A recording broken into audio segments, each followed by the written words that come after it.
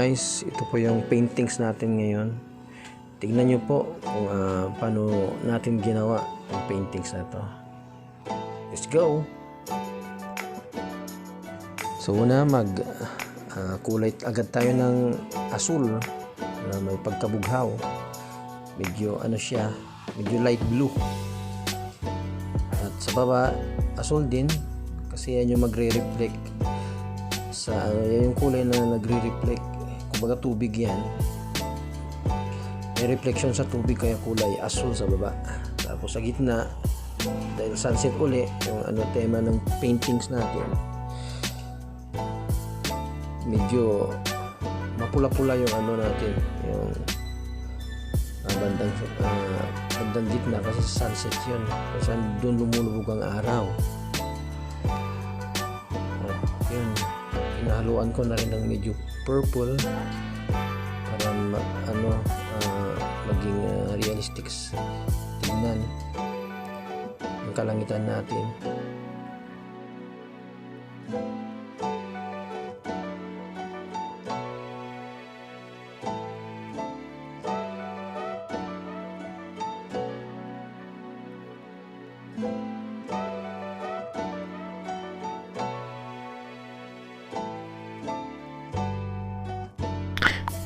At lagyan na natin ng masking tape para siya yung magsilbing guide na straight line natin.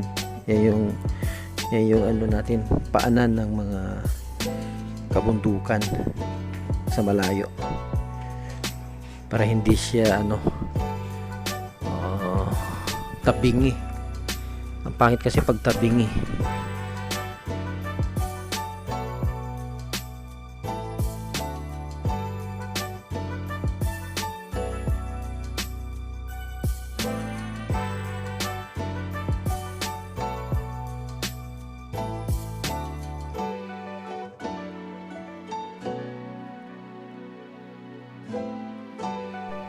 At syempre, lagyan na rin natin ng araw kasi nga sunset tong natin. Itong senaryo na paintings natin.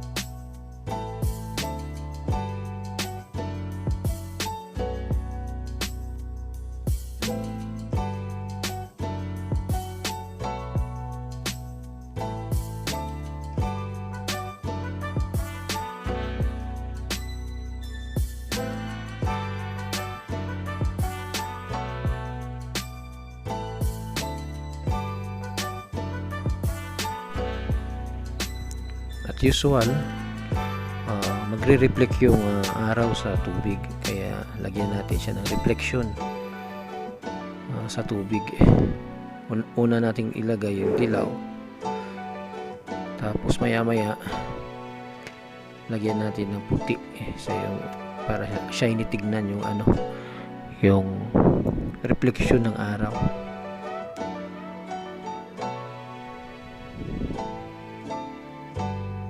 Yan, para shiny siyang tignan.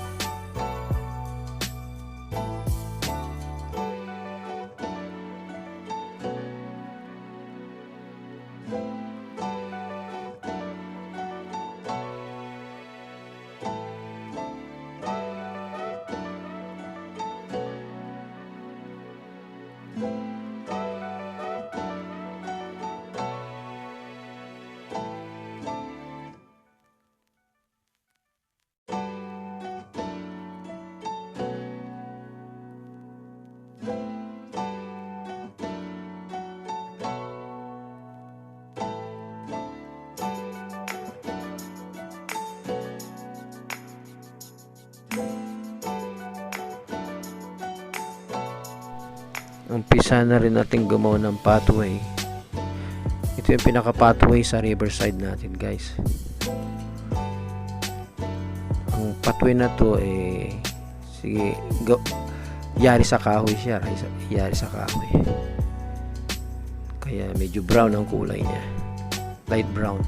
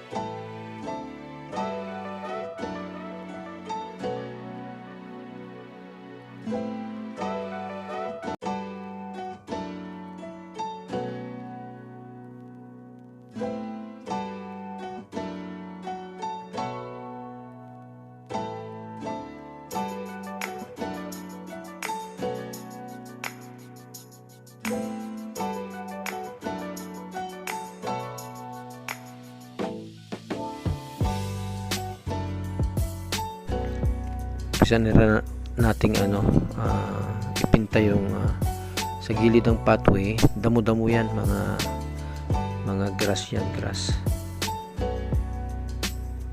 para magandang tignan. Yung riverside may siya, damuhan. Kasi mamaya ilalagay ko dyan siguro niyog ang ilalagay ko, coconut tree. Maglagay na rin tayo ng maliit na isla dito sa may right side, kasi parang baduy tignan kung wala tayong ilalagay dyan. Naisipan ko na lang ilagay yung maliit na isla, kasi mamaya may ilalagay ako dyan sa islang yan.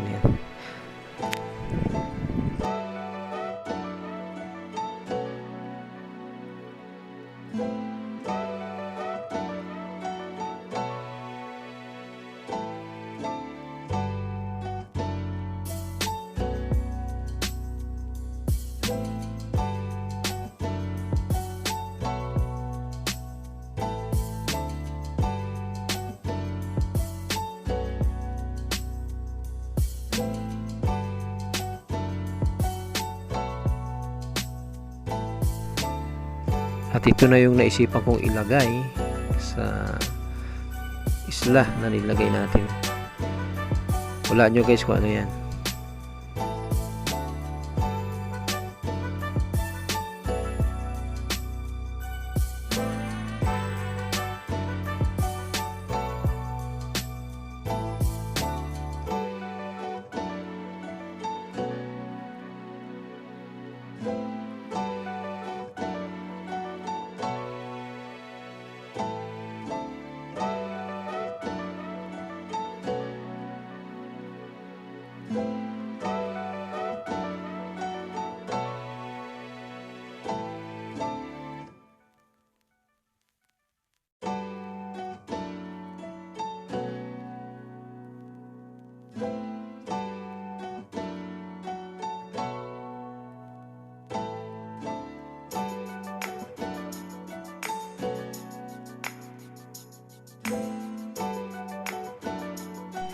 Siguro naman may idea na kayo kung ano yan. Maliit na bahay. Kaya lang pagtiyagaan na natin yung bahay na nilagay ko. Kasi parang ano bahay ng ano yan. Bahay ng mahirap. Simple lang at ano. Parang ano. Kaya nyo na.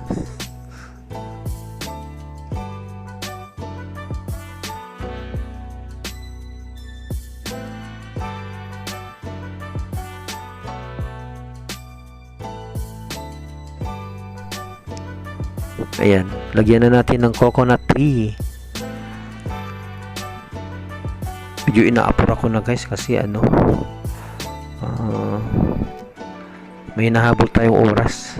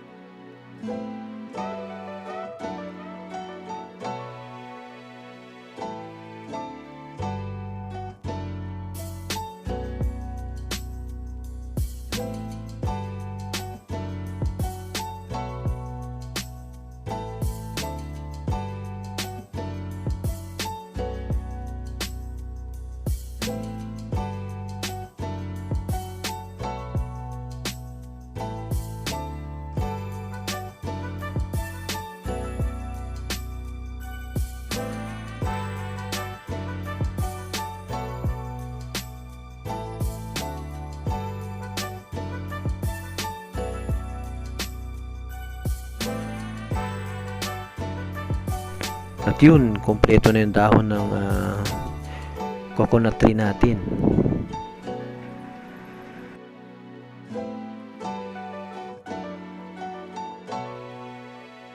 Tagalin natin yung masking tape guys para malinis ang tignan. At pwede na nating lagyan, ilagay sa frame para i-display sa bahay.